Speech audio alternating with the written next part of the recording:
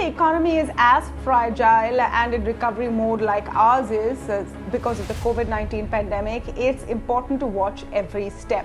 Those of you who regularly watch this show would know how on the first of every month or the beginning of every month, we take a look at high frequency indicators that have emerged from the month earlier. Now, while statistics like quarterly GDP, etc., take time to come with lag, what high frequency data tells us in almost real time is how the economic recovery is coming along. This has been consistently on an upward path since the month of September, but is November showing signs of a wobble? Are there a bit of mixed signals? My colleague Poonam is taking you through all the numbers that you need to watch out for. Well, although the overall Q2 GDP was better than expectations and quite a few economists have gone ahead and upgraded the FY21 GDP forecast, high-frequency indicators do paint a mixed picture and growth recovery seems slightly uneven yet. In fact, if you look at the overall GDP growth forecast now for FY21, it stands at a contraction of anywhere between 6% to a contraction of 8.5% versus the earlier contraction of 6% to as high as 17 or as high as 16%. If you look at the high frequency indicators, though, well, the October core sector data has been slightly volatile. It had the October print came in at a contraction of 2.5%. India November manufacturing PMI, although has remained strong, it has come in at a 3-month low at 56.3. Gross GST revenue collections still remain good over the 1 lakh crore mark for a second month in a row. Can it sustain or not is the question. If you look at the bank credit growth, that credit growth remains fairly muted, sub 6%, and continues for quite a few months now, and hence the corporate demand seems fairly low. November auto sales has picked up on the back of low base, strong festive sentiment as well as inventory refilling. However, November two-wheelers marginally underperforms during this month. Passenger vehicles as well as tractors continue the strong momentum. So yes, while quite a few indicators are still looking good, however, it seems that the growth is coming slightly off and there are downside risks in terms of the rising COVID cases, and can the demand sustain or not going ahead remains a key question. All right, Kaushik Das, Director and Chief Economist, India at Deutsche Bank Research, joins us on the show, as does Madan, Sabnavis, Chief Economist of Care Ratings. Welcome to both of you and great to have you on the show this evening. Madan, let me begin with you. Care Ratings is among the many agencies that have quite dramatically altered their GDP contraction projections for this year. What is your take looking at the high frequency data from November? Are we on a progressive, fairly linear track to recovery, or do you see some turbulence up ahead? In fact, Tamanna, I think that we are presently in a kind of a stable situation, but it's more a case of wait and watch. Because I think the two indicators which you spoke about, let's look at first the tax collections. So it's actually a proxy for consumption. I think the fact that we have clocked 1 lakh crores means that we are going along the clock in terms of October and November, in terms of revenue collection, which is directly linked to consumption. However, I think the point to note here is that it hasn't been very much higher than 1 lakh crore, which means that all what we spoke about pent-up demand, something which I was not able to do for 5 to 6 months, would sort of add to my normal consumption during the festival time, have not really taken place. So to be surprised to say that for October and November, there has been a good amount of spending. The limitation has, of course, been that incomes have not been going up. And if I juxtapose this along with the corporate performance, where sales have fallen, but profits have increased primarily because of cut in salary costs, I mean, that's what's come down for the corporate sector as a rule. This means that we have not really been able to create that kind of income which could make up for this so-called pent-up demand which we have lost in the first 6 months. Now, in terms of PMI, yes, definitely. I think being above 50 means you're positive. But as was expected, I think this kind of a slowdown which has taken place, maybe for 58 to 56 is nothing to worry about. But definitely, I think we should wait and watch to look for maybe another 1 or 2 months to see whether there is an upward trend or not. PMI has its limitations, but in case we were higher than last time, we could have actually concluded that 3 successive months, which is the thumb rule of PMI increasing, means activity has picked up. Probably we'll have to be a bit guarded and see what happens in the next couple of months. So if it's sort of a mixed bag, Kaushik Das, you would agree. Parameters like PMI showing that there isn't incremental increase. Of course, the PMI is still a good number. It's an expansion mode, and it's the lowest in 3 months, but it's still definitely better than last year this time. The auto sales are showing that they are fairly robust, but maybe not reflecting the exuberance of the festive season that was expected? So first of all, we should note that the worst is over for the Indian economy, because a lot of people felt that things could go terribly wrong even in July, September, and forecasts used to be around 10% minus or even more, and we have got minus 7.5. So that's a pretty good number compared to the dire predictions that were there after the minus 24% contraction. So first point to note is that the worst is probably over for India as far as the growth trajectory is concerned. And certain things which are positive in the growth number for July, September, if you see construction activities, has kind of pulled back in a big way after the big decline that we saw in April, June. And remember that July, September was still, monsoon kind of a period, and still we saw construction activity kind of bouncing back from the sharp decline. Now, to your question, whether incrementally we should expect a linear kind of increase every month, our view would be no. So I'm not at all concerned with this 56.8, and I think there's too much noise being made about this being a 3-month low.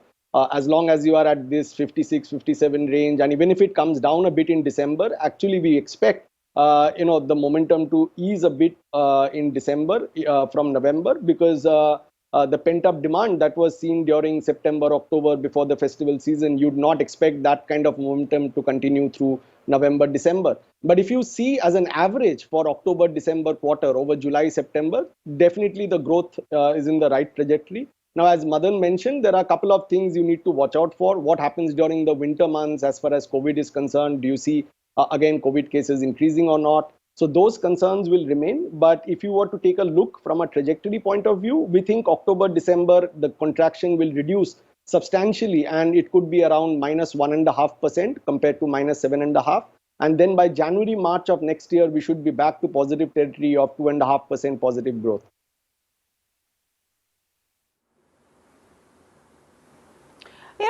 Mr. Das, how would you look at India's recovery in a comparative manner to neighboring countries or similarly placed countries? Because obviously everyone took a pretty bad hit. But if you look at where we are actually recovering, more in agriculture, a bit in manufacturing, not so much in services, how would you compare this to other nations?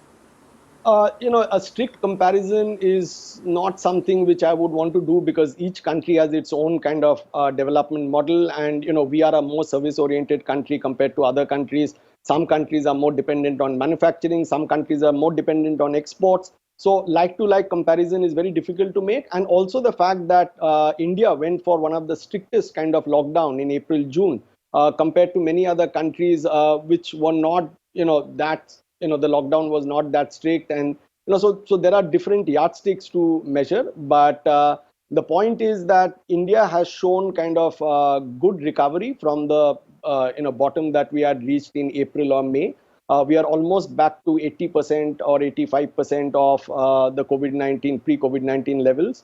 By end of March next year or early April, June of next year, we should be back to the COVID-19 pre-COVID-19 levels.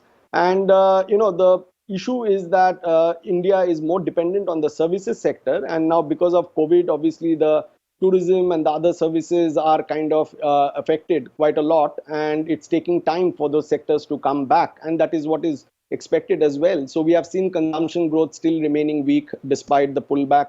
So I guess it will take some more time, but the trajectory we are in is in the right direction. The government has given a lot of stimulus measures. RBI has been done a lot of monetary easing, and those support will also continue into the next few months, and the next budget would also have a lot of measures to ensure that the growth momentum kind of continues into FY22.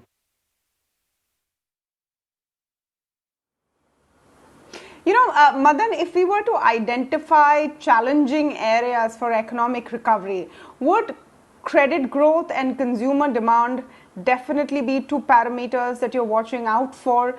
Because if October and November are supposed to be relatively the best, right? Because you've had the pent-up demand and the festive demand, etc., all coming up. One wonders what we are projecting for the months ahead and whether we're going to see a slight dip from here on. In fact, I think the major problem which we have today is a lack of coherence in terms of how the center makes the announcements and how the states follow. I think that's the major concern which we have in terms of the so-called localized lockdowns or different versions of that which we're seeing across the country. In different states have different ways of doing it. And I think that's going to be the major impediment to this kind of a recovery which we're talking of. So just think of the case of services. Like we had opened up everything in October. Now suddenly we say that between state A and state B, there are going to be certain kind of restrictions. You have weekend lockdowns. Now you have a weekend lockdown, you're killing the hotels and restaurant business right away. The same thing happens for entertainment. So I think as long as there's this absence of coherence between the center and what the states do, and I think this is a problem for a federal setup. So in fact, the question you were asking Kaushik about how do we compare against other countries. See, one part is to say we have a very stringent lockdown. Second is the absence of this coherence. I think that is what has really been making India underperform out here. So I think that's problem one. And I think the second problem is going to take more time because I think jobs need to be created. Jobs have been lost. Incomes have been lost. Salaries have been cut across the board. So your consumption is not going to revive anytime soon. So I think until these two things fall in place, only then can we really think of revival. I think credit is lesser of a problem. There's enough liquidity in the system. Banks are more cognizant of the quality of their assets, so they're going to be cautious while lending. And I don't think when we talk to bankers that there are too many projects or such which are coming up. Everybody is waiting and watching to say, okay, let's probably do something maybe next financial year, not the current financial year. So credit is not a problem. It's more a case of how the center works along with the states. Now, how do we manage to create jobs? All of this definitely cannot be done in the next 4 months.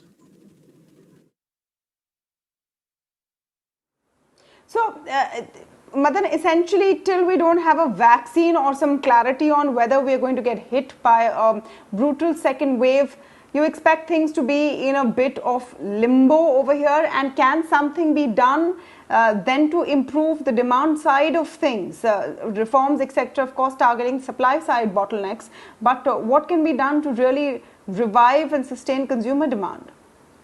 The important part is that there should be less of uncertainty. I think business does not mind you telling them do this or don't do something, but let there not be uncertainty saying you do something today and maybe after 15 days or a month you say, look, you cannot do it. Because all their plans in terms of investment, in terms of deployment of labor, everything depends upon this certainty being there. Accordingly, you can manage your resources. So I think as long as we have this fear of the second wave, people are already talking of February having a second wave. I think this kind of uncertainty will prevail unless we get very firm directions from different states that they're going to follow what the union does.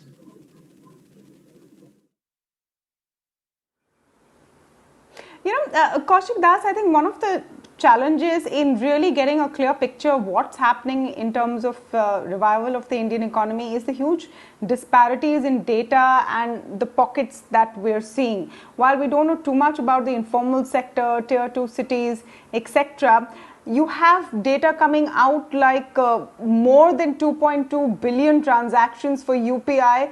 Second month in a row, it's over 2 billion transactions. So suddenly you're seeing some sections of society spend more and more of a digital transformation, while other sections, it's not very clear what's going on. As an economist, do you find it tough in this case to get a 360-degree view and a complete picture? Yeah, this is definitely going to be tough to understand, and the impact of COVID-19 is not going to just stay for 3-4 months. It'll linger on for many years, and it'll take us time to understand what was the real impact. Just like what happened after demonetization. If you had asked me just after demonetization in a month to kind of tell me how things will play out over the next 1 year or 2 years, it's not possible to do so because there is so much uncertainty, and you don't know which way the economy could kind of move. So from that standpoint, I think it will take a lot of time to kind of understand what the real impact of COVID-19 has been. There is a lot of restructuring which will happen within the sectors also, and for all the countries, it will be a complete different setup after COVID-19. And even in India, we are seeing, a lot of companies kind of evolving and changing to the new reality. So this will continue, and this structural change will continue for many years to come. And in that period, I think, when the dust settles, India would still continue to be one of the highest growing country among all the other countries that you can think of. And we have already seen a lot of money flowing into India in the equity markets, and that is already, markets are already pricing in a good kind of recovery into FY22, and markets always react in advance. So I guess India is in a good place. There is a lot of uncertainty, not just in India, but across the world. But on a relative scale, I think India would do well in the next 6 to 9 months. And then there are a lot of structural stories which we can still continue to be hopeful about India.